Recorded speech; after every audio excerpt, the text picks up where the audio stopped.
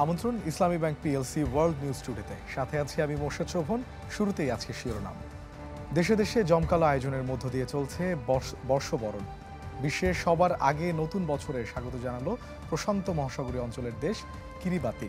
এরপরেই দ্বিতীয় দেশ হিসেবে নতুন বছরকে আতশবাজির ঝলকানিতে বরণ করে নিয়েছে নিউজিল্যান্ড। অকল্যান্ডের বিখ্যাত স্কাই টাওয়ারে হয় ফায়ারওয়ার্কস, যা উপভোগে জড়ো হয় হাজারো দর্শনার্থী। আয়োজনে কমতি রাখেনি অস্ট্রেলিয়াও। সিডনির বিখ্যাত হারবার ব্রিজে হয় জমকালো ফায়ারওয়ার্কস।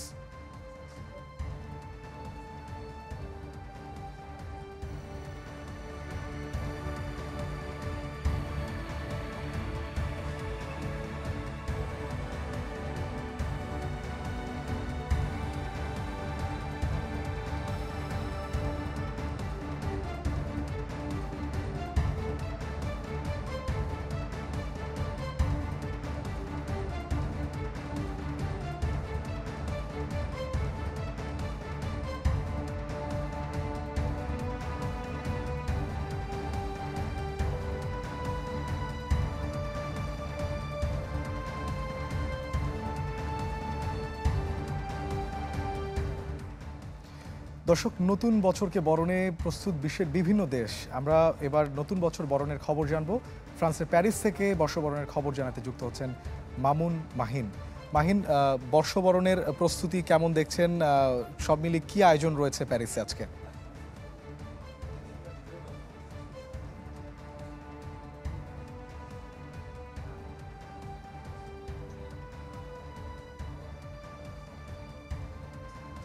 ধন্যবাদ।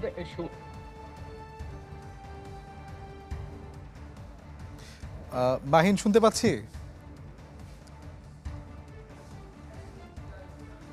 দর্শক, ফ্রান্স থেকে যুক্ত হয়েছিলেন আমাদের সহকর্মী মামুন মাহিন। আমরা বর্ষবরণের খবর জানতে চিত্র দেখে আসি। আমরা আপনাদের দেখাবো নতুন বছর বরণে বিশ্বের বিভিন্ন দেশে কি কি আয়োজন রয়েছে।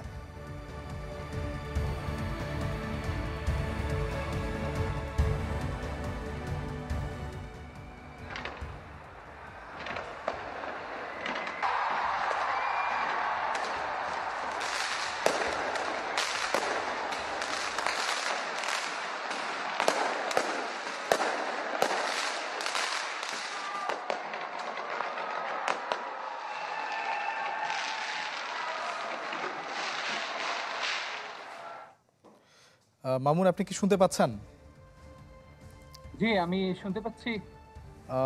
বর্ষবরণের কি কি খবর রয়েছে আপনার কাছে, এবং কি কি উৎসব দেখতে পাচ্ছেন? সুমন, আপনাকে অসংখ্য ধন্যবাদ। সারা বিশ্বের মতো প্যারিস তাদের আয়োজনে কোনো কমতি রাখে না। এবছর 70,000 70,000 পুলিশ মোতায়েন করেছে পুরা ফ্রান্স শহরে। প্যারিস শহরে নিরাপত্তার জন্য 7,000-এর উপর পুলিশ মোতায়েন করেছে, নিরাপত্তা কর্মী মোতায়েন করেছে ফ্রান্স গভর্নমেন্ট। সব মিলিয়ে ফ্রান্সের আয়োজনে কোনো কমতি নেই। আইফেল টাওয়ার থেকে শুরু করে প্যারিস গেটে প্রত্যেকটা জায়গায় অসাধারণ আয়োজনের মিলন মেলা, মানুষের হাজারো মানুষ, উৎসাহ উদ্দীপনার কোনো কমতি নেই। প্যারিস শহরে হাজারো মানুষের ভিড় প্যারিস গেটে, হাজারো মানুষের ভিড় আইফেল টাওয়ারকে ঘিরে। মানুষের উৎসাহ উদ্দীপনা দেখে সত্যি মনোমুগ্ধকর পরিবেশ। আর আলোয় আলোকিত পুরো প্যারিস শহর। প্যারিসের আনাচে কানাচে লাইট, লেজার লাইট, আতশবাজির মুহুর্মুহু শব্দে কম্পিত হচ্ছে প্যারিস শহর। সারা বিশ্ব যখন নতুন বছর উদযাপনে ব্যস্ত, সেই সময় প্রত্যাশা সারা বিশ্বে যুদ্ধ বন্ধের দাবি উঠে আসতেছে। সারা পৃথিবীর মানুষ 24 সালকে একটা আতঙ্কের মাস ধরে নিচ্ছে, আতঙ্কের বছর ধরে নিচ্ছে। সেই বছর অতিক্রম করে 2025 সালে একটা সুন্দর পৃথিবী দেখতে, এই প্রত্যাশায় সারা বিশ্বের মানুষ। উৎসাহ উদ্দীপনার কোনো কমতি নেই, প্রত্যেক জায়গায় আতশবাজি আর হচ্ছে প্রত্যেক জায়গায় আয়োজনের কোনো কমতি নেই। প্যারিস গেটের বিশাল মনিটরে কামডাউন শুরু হয়ে গেছে ইতিমধ্যে। ইতিমধ্যে আমরা দেখতে পেরেছি হাজারো মানুষের ভিড়ের মধ্যে মানুষের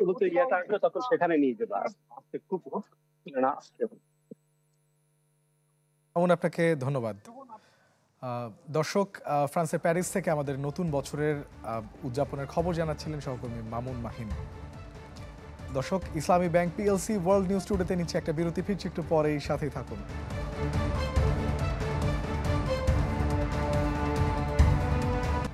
আবারও আমন্ত্রণ ইসলামী ব্যাংক পিএলসি ওয়ার্ল্ড নিউজ টুডেতে।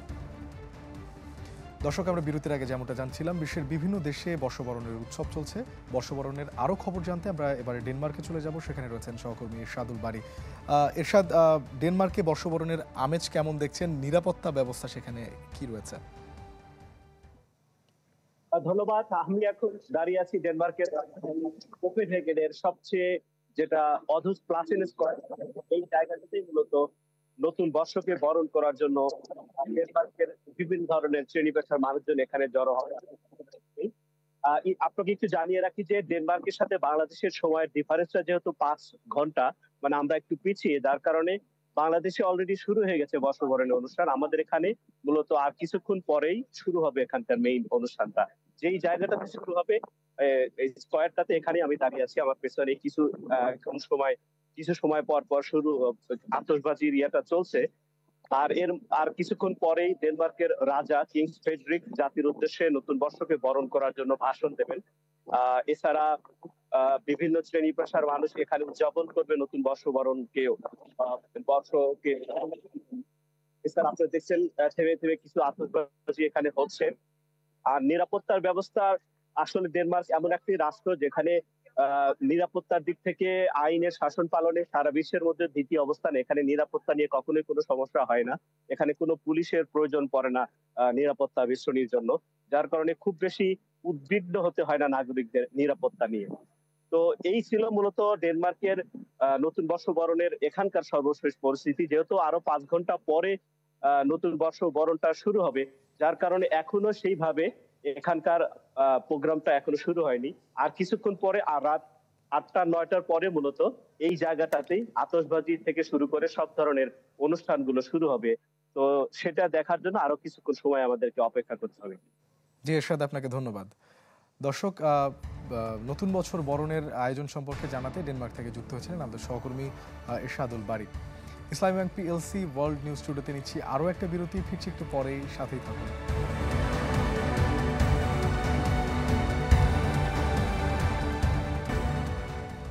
স্বাগত আরও একবার, দেখছেন ইসলামী bank PLC world news today.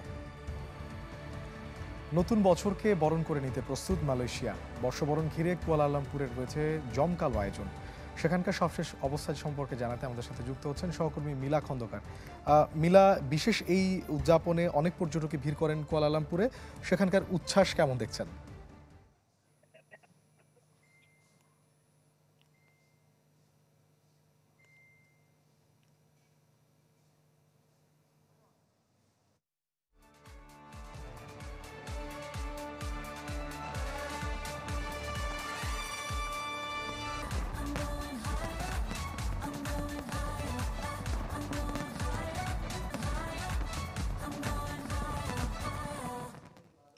দর্শক, মালয়েশিয়া থেকে আমাদের বর্ষবরণের আয়োজন সম্পর্কে জানাতে যুক্ত হয়েছিলেন সহকর্মী মিলা খন্দকার। 2024-এ সবচেয়ে আলোচিত ছিল জেনজিদের আন্দোলন। বিদায়ী বছরে তাদের নেতৃত্বে এমন কিছু বিক্ষোভ দেখেছে বিশ্ব যা স্মরণীয় হয়ে থাকবে। গাজায় যুদ্ধ, ইসরায়েলে অস্ত্র সহায়তা বন্ধে যুক্তরাষ্ট্রের শিক্ষার্থীদের আন্দোলন আজ ছাড়িয়েছিল ইউরোপেও। কলকাতায় এক ইন্টার্ন চিকিৎসককে ধর্ষণ ও হত্যার ঘটনায় জোরালো হয় মমতার পদত্যাগের দাবি। পাকিস্তানে উত্তাল ছিল সরকার বিরোধী স্লোগানে। সব মিলিয়ে একটা প্রজন্মের আন্দোলনের বছর ছিল 24। বছর জুড়ে জেনজিদের আন্দোলনে বদলেছে বিভিন্ন দেশের দৃশ্যপট। অন্যায়ের বিরুদ্ধে রুখে দাঁড়াতে নতুন প্রজন্ম দেখিয়েছে অসীম সাহস। দেয়ালে পিঠ থেকে গেলে কিভাবে ঘুরে দাঁড়াতে হয় তা জেনজিরা দেখিয়েছে 2024-এ।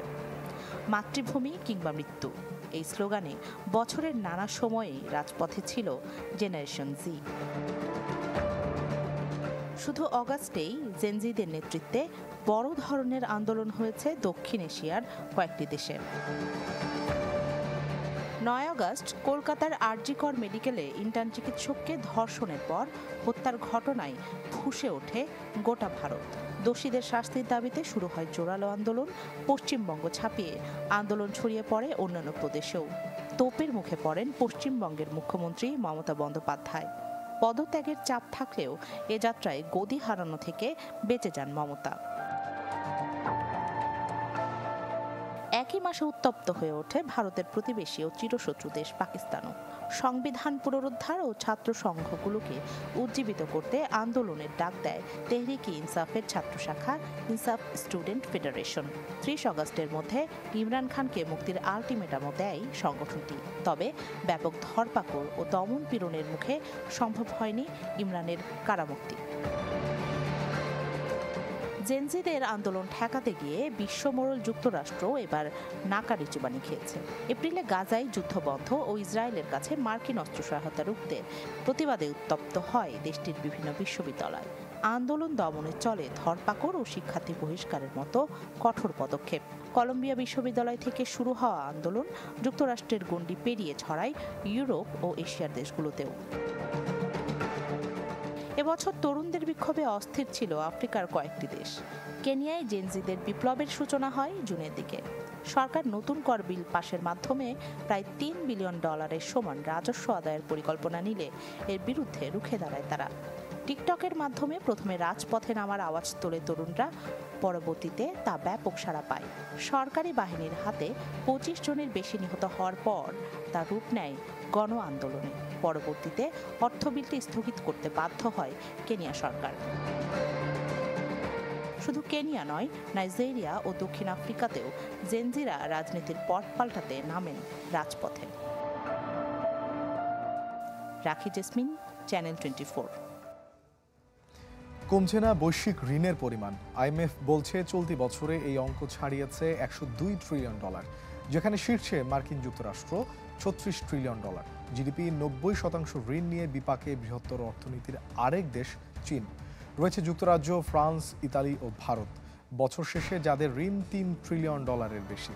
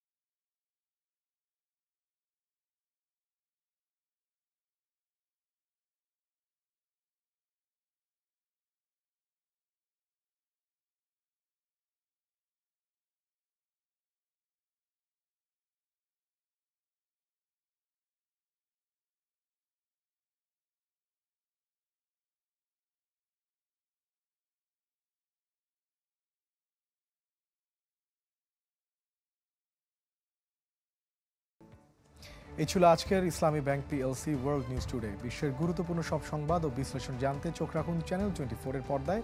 এছাড়াও দেখতে পারেন ফেসবুক ও ইউটিউবে। ধন্যবাদ সবাইকে।